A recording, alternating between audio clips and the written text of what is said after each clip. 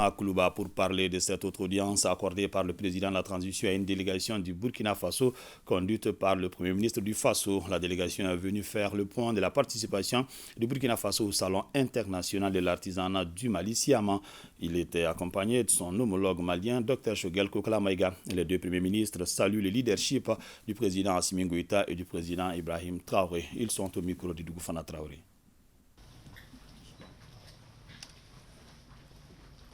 J'étais porteur d'un message du président Ibrahim Traoré à son ami et frère Assimi Goïta. Donc c'est ce que je suis venu lui remettre.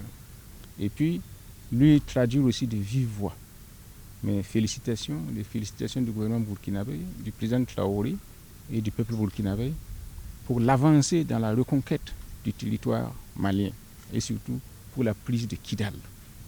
Et lui dire aussi de vive voix que notre engagement est total dans la constitution et le renforcement de l'Alliance des États du Sahel.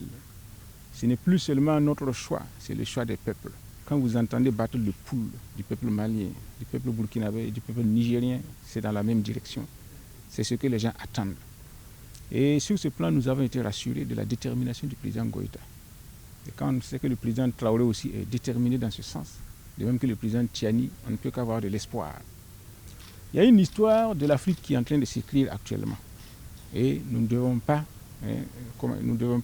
échouer sur ce plan-là. Sinon, nous aurons honte de nous-mêmes plus tard.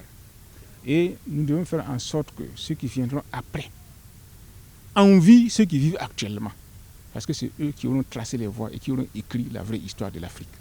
J'ai observé, j'ai écouté avec beaucoup d'intérêt et d'attention tout ce que le président Goïta a développé comme thèse.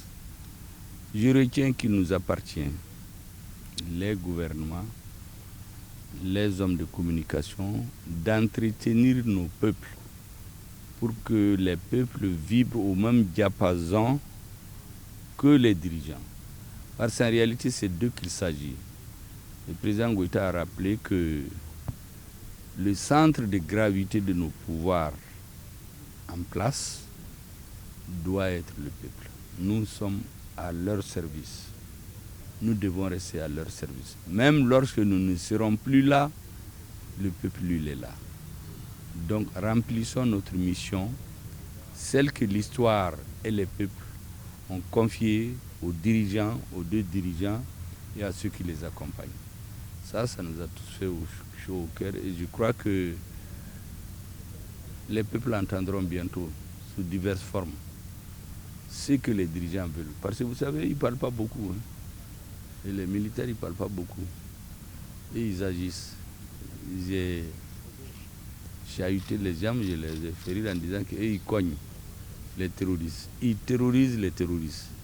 À nous maintenant d'expliquer au peuple comment se lever pour que les questions de développement économique et social soient effectivement résolues. Parce qu'en matière de défense, nous sommes en train d'avancer. La diplomatie, n'en parlons même pas.